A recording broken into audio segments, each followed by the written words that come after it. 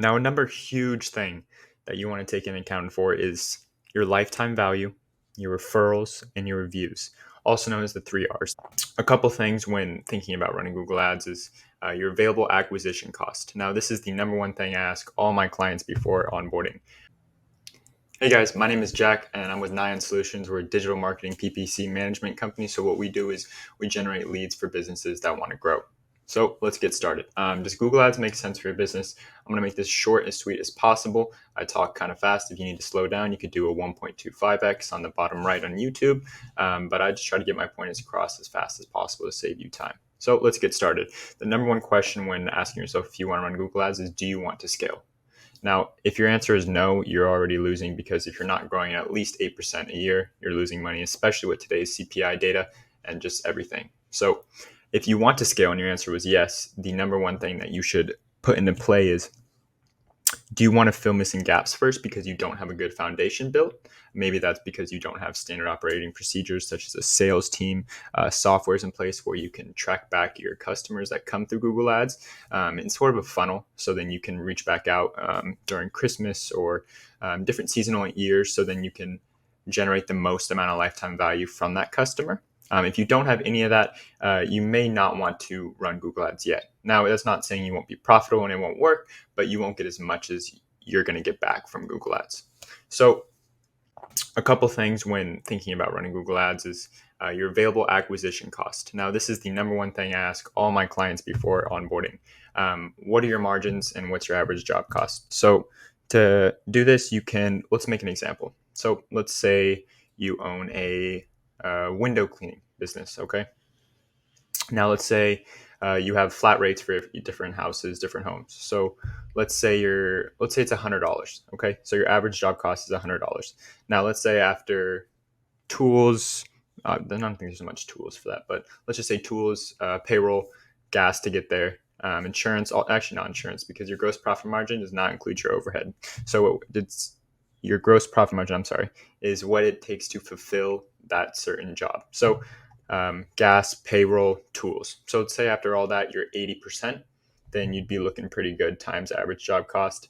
And then that's why you get that available acquisition cost. Now, different niches are going to require this to be a lot higher. If, for example, restaurants, there's not a lot of agencies that onboard clients for that own restaurants because of the low available acquisition cost they have, just because they're small margins. Now, if you run a business, for example, what we specialize in is prosthetic surgeons. So their tickets are very high. So it makes a lot of sense. We provide so much value to them because it's almost, if someone asked you if you would pay us $50,000 to make $100,000, that's an obvious answer. Obviously, it's not like simple as that, but you would say yes. So it's not hard to sell a lot of our clients that we try to onboard because of the value that we provide.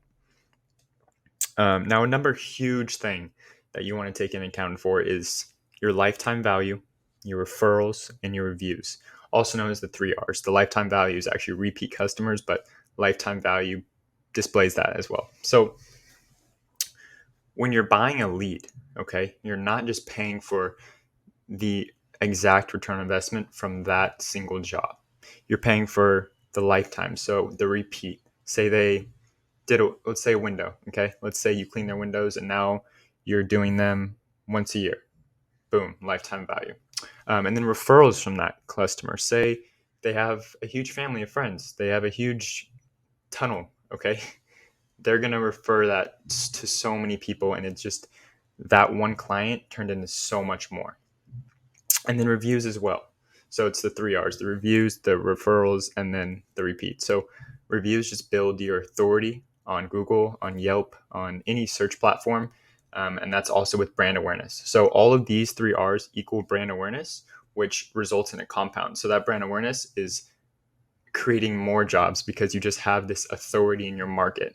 And this just is compounded. So a number one thing I like to say is you trade money for your time and observe your growth. So when hiring, say you're going to run Google Ads yourself, you're going to put some time. So doesn't really portray towards your certain situation. But if you hire an agency, you're paying someone to generate leads that you wouldn't have to go door knocking. You wouldn't have to go to network. And now you can still do these things. These are just compounds. So you do that. You pay an agency to do it for you, so you don't have to do it yourself, or pay someone to go out and do the things that you're doing before. Now, I always suggest that you still continue to do these things because it just compounds on top of each other. But Google Ads is such an easy way and the best way to get leads as fast as possible. And the biggest thing is about Google Ads compared to any other, people will tell you differently, but Google is the best way to generate high intent leads. When you think about Google, the customers that are on Google, majority, obviously there's stragglers of every single sort, but the majority of customers or users that go onto Google are in a buying process that is almost intermediate. The number one search volume is on Google. Okay.